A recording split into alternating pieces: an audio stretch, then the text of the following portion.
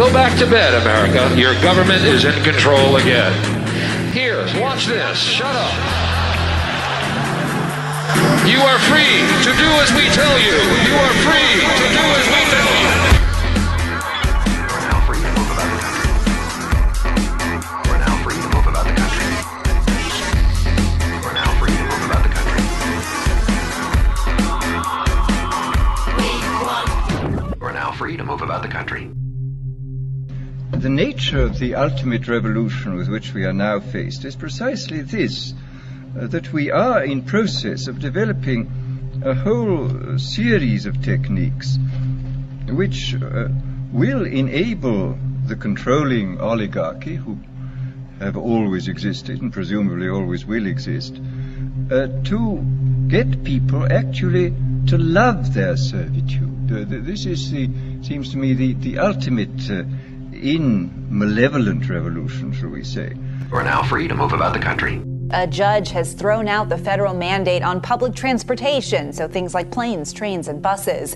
While the White House reviews the decision, at least 5 major airlines are now telling passengers masks are optional. We're now free to move about the country.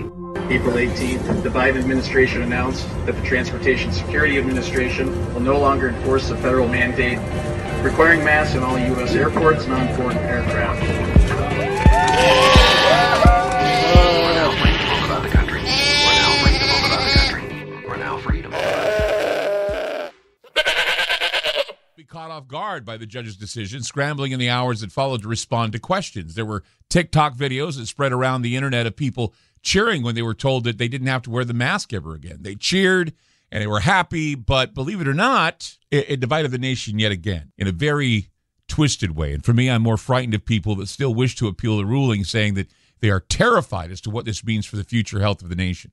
This ruling deepened the divisions about how to approach the pandemic and about what role the government should play. The Justice Department said in a statement that it would appeal the recent ruling if the CDC deemed it necessary. The CDC was noncommittal.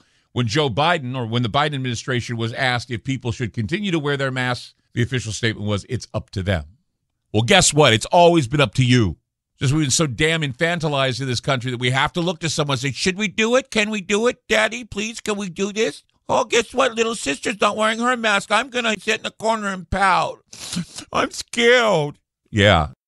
It's exactly how it is. The statement is follows. It says this. It says, we will continue to assess the need for a mask requirement in those settings based on several factors, including the U.S. COVID-19 community levels, risks of circulating a novel variants, and trends in cases and disease severity. That's the CDC's official statement. So, yeah, CDC says you should wear a mask.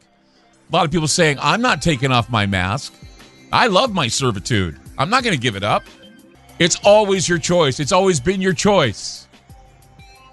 That was what I said from the very beginning, ever since it started.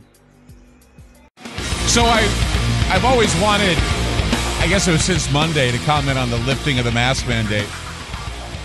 But as I said earlier, this is like a smoke break for people. They're going to tell you, hey, take the mask off. And just when you think the coast is clear, they're going to start pushing the novel variants, and they're going to start pushing this treaty that they're proposing. They're going to meet in mid-June, so you got until June to figure out what you're going to do with yourself, because they're going to want to ante up with medical IDs and all kinds of other things. You watched. I mean, there are plenty.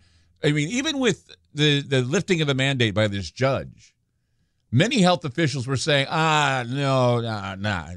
They say new infections are edging back up again. Plenty of discordant messages from Washington. There was a lot of uncertainty. There was a guy, the COVID-19 response coordinator, Dr. Ashish Kejha. I guess that's how you say his name.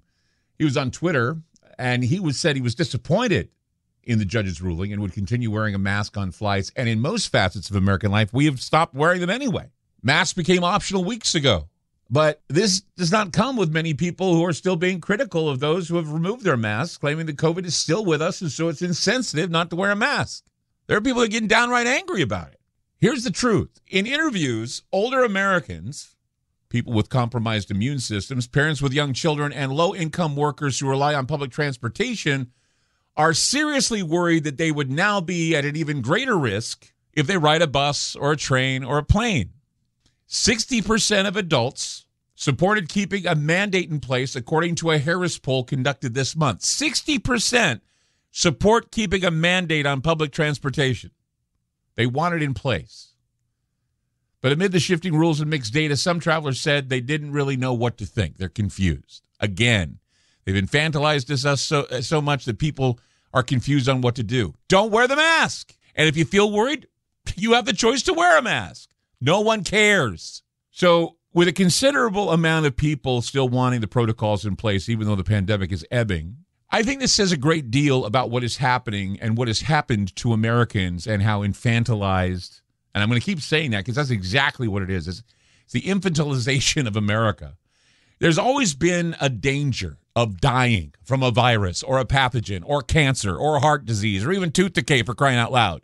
There's always a danger. And COVID-19 is not the worst thing to get because we know that it only kills the elderly and people with compromised immune systems.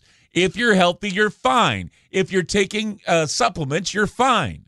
Aldous Huxley, he foresaw the central state that persuaded its people to love their servitude via propaganda, drugs, entertainment, and information overload. In his view, the energy required to force compliance exceeded the cost of persuasion, and thus the powers that be would opt for the power of suggestion. He outlined this in a letter to George Orwell. He said, quote, "My own belief is that the ruling oligarchy will find less arduous and wasteful ways of governing or of satisfying its lust for power, and these ways will resemble those which I describe in Brave New World. Within the next generation, I believe that the world's rulers will discover that infant conditioning and narco-hypnosis are more efficient as instruments of government than clubs and prisons, and that the lust for power can be just as completely satisfied by suggesting people into loving their servitude as by flogging and kicking them into obedience." He probably was not able to foresee the power of electronic media, hypnosis, addiction, but the whole idea of the rulers saying that if they could just infant condition people. Oh, you poor baby. People are acting like they need baby talk. Oh, you want me to say it with a nice emoji? You want me to give you emoji so you can feel better? So if I say something on the internet, I have to put smiley face? Or I have to put a little dollop of poop? Is that cute, a little poop emoji? Is that what you want me to do? Huh? Is it? God. You are now free to move about the country.